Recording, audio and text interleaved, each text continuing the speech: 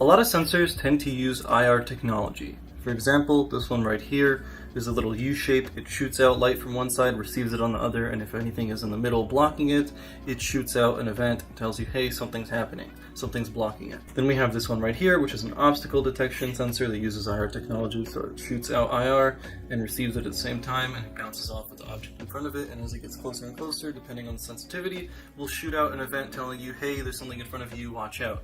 For example, we've seen this technology on a lot of cars that have parking sensors on the back in front of them. Then what we're going over in today's video is a tracking sensor that works off of the material it shoots on. And then what we're going over in today's video is this right here. It's a tracking sensor using something like this object detection, but it shoots light onto surfaces, and depending on the response of IR light, it will go and tell you if it can see or it can't. So an example is there's a lot of Arduino robots that can drive on a straight black line, or like, and then it's going to go forward a bit and turn left, turn right. And then it's going to sense again, and it's just going to keep zigzagging across the line, and if it does it really fast, it'll go straight down the line. So what you're going to need for today's video is an Arduino. I have an LED plugged into port 13 and the other side plugged into the ground on the board. And then your tracking sensor, which just has 3 ports on it, a G, a V+, and an S, G for ground, V+ for power, S for signal. I'm going to take that and plug it into the breadboard, and I like using breadboards for these kind of sensors because they keep a consistent height.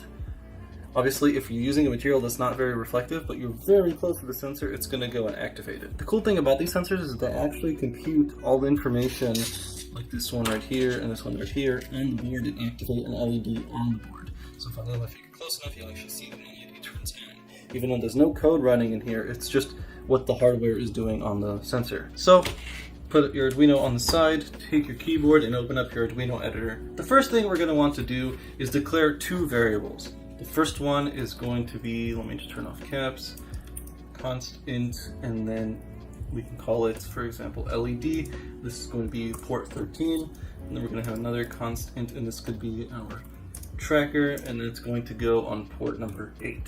Then in your setup, we're going to want to tell our program and Arduino what these pins are going to do. So you just type out pin mode, and then in here we can type in LED, and LED is going to be an output pin because we're sending power to the LED through the pin. Then under that, let's go and grab our tracker and make it an input pin. Since the tracker is going to be sending us a signal, and depending on the strength of the signal, we can see if something's being detected or something's not being detected.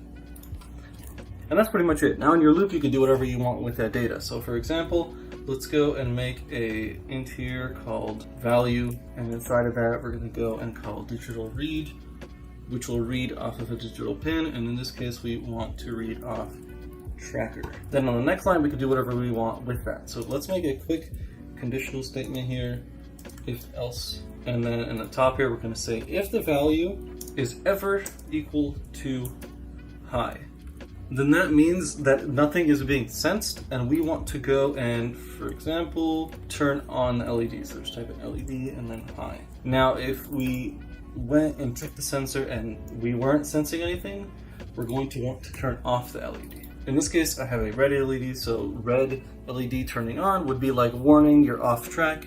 LED off would be like you're good to go, you're on track. Just upload that. Now that we turned it on, we can see the light on the Arduino is strong and bright, and that there's no issues with the sensor.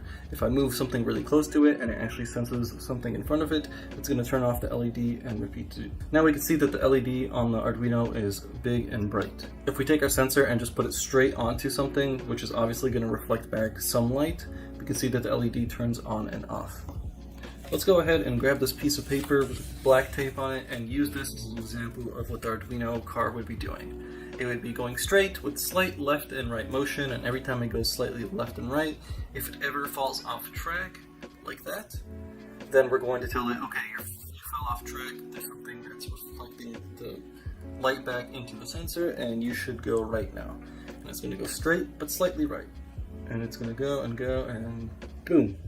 And now hit another reflective surface. So the Arduino is going to be like, okay, well, we hit a reflective surface, we're not on the line anymore, we got to turn back left. And it's going to keep doing that. And if it does it really fast and efficiently, you'll be able to go very quickly down a straight line or through an oval track or whatever you'd like to do. I think one issue is if you had a lot of curves, you'd possibly fall off track. For example, if the curve went this way and you checked here, and then you went this way, and the curve continued up, but you just like fell off track, the Arduino and the robot wouldn't know what to do. So I think the best thing you can do is get a couple of these, maybe 3 or 4 of them, and then using that you can figure out more specific detail on the track you're going on. So for example, let's say I was going straight and I had 4 sensors and the 2 middle ones were sensing the line in the middle. And I went slightly left, and now the 2 top ones are sensing the line. For example, let's say I had 4 trackers on this breadboard here. The 2 middle ones sense the black line, the other 2 outer ones sense the white pieces of the paper. If the 2 middle ones are sensing the line, we know we're in the middle of the track and we're good to go. If I take a left and then suddenly the 2 bottom ones are the ones tracking the black line, then we know we're falling off on the left side, and we would tell the Arduino to turn slightly right and continue doing that. And then if there was a curve, we'd be able to see the curve with more progression because we'd have 4 sensors versus just 1 being on or off. If you had 4 sensors, you'd be able to go, okay, well, 3 of them just lost signal, and only 1 of them is on the black line. So only the edge of the car is on the line right now. So we should take a hard right and go back on. And then you could do the same thing the other way, and it would have more detail and be able to stay on a more complex track since it can sense. So if you want to do me a favor, give the video a like if you enjoyed it. Subscribe to the channel if you want to see more of this style of content.